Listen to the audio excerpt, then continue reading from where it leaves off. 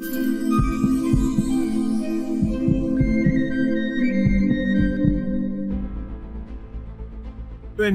les libertés. Révolution et liberté. Dans la Déclaration des droits de l'homme et du citoyen de 1789, la liberté est le premier des droits affirmés. La liberté consiste à pouvoir faire tout ce qui ne nuit pas à autrui. La liberté est le premier des droits limités, car il est associé à l'égalité et aux bornes de la loi. Les hommes naissent et demeurent libres et égaux en droit. Les autres ont des droits égaux aux miens. Ces droits sont définis par la loi. Ce texte fondateur ne fige pas la liberté. Tout ce qui n'est pas défendu par la loi ne peut être empêché.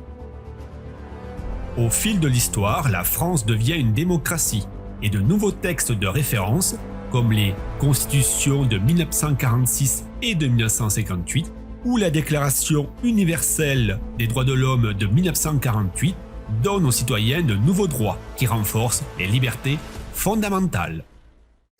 Les libertés fondamentales. Des libertés essentielles basées sur les droits de l'homme sont garanties à tous les individus dans une démocratie. Généralement, la loi suprême d'un État, la Constitution, mentionne ces libertés fondamentales, comme la liberté de conscience ou le droit de propriété. Pourtant, de nouvelles lois adaptent les libertés aux évolutions de la société. La Charte de l'environnement de 2004 donne à chacun le droit de vivre dans un environnement équilibré et respectueux de la santé. En France, le Conseil constitutionnel veille à la conformité des lois. La Cour européenne des droits de l'homme surveille les actions des différents États de l'Union. Les libertés fondamentales ne sont pas des libertés absolues, surtout face à l'ordre public, c'est-à-dire à l'intérêt général. L'état d'urgence lié à la pandémie a imposé un confinement, et donc une limitation de la liberté de circulation. Liberté individuelle, liberté collective. Nous utilisons nos libertés dans la vie privée et dans la vie publique, à titre individuel et à titre collectif. Les libertés individuelles sont les libertés qu'un individu peut exercer séparément des autres citoyens. Elles sont généralement présentes dès 1789. Liberté d'expression et d'opinion, liberté de conscience et de religion, liberté de circulation. Les libertés collectives sont exercées dans le cadre d'une vie en société. Elles ont été conquises depuis le milieu du XIXe siècle. Liberté de réunion et de manifestation apparue en 1881. Liberté syndicale effective en 1884. Liberté d'association avec la loi de 1901. Ces libertés sont le résultat d'une longue et parfois violente, mais le plus souvent démocratique, conquête. Prenons l'exemple de l'évolution d'une liberté politique, le droit de vote. Par la Révolution de 1848, le suffrage universel masculin s'impose, ce qui exclut les femmes. Malgré les suffragettes, elles obtiennent le droit de vote que près de 100 ans plus tard, à la Libération en 1944. En 1974, le président de la République nouvellement élu transforme une promesse de campagne en une loi votée par le Parlement. L'âge du vote est abaissé de 21 ans à 18 ans. Il répond ainsi, en partie, aux manifestations étudiantes massives de mai 1968. Les débats actuels sur le vote portent sur le vote électronique ou sur le vote obligatoire, et ce pour lutter contre la progression de l'abstention, le fait que de moins en moins d'électeurs votent.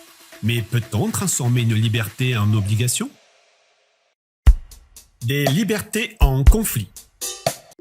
Tout citoyen peut donc parler, écrire, imprimer librement, sauf à répondre de l'abus de ses libertés, dans les cas déterminés par la loi. L'article 11 de la DDHC, en 1789, définit ainsi la liberté d'expression. Toute personne a le droit d'exprimer ses idées par tous les moyens nécessaires et sa seule limite est la loi. Les propos racistes, antisémites, homophobes ou ceux niant les crimes contre l'humanité, les insultes et la diffamation sont interdits et réprimés par la loi. Pourquoi ? Ils ne respectent pas le droit à la dignité de la personne.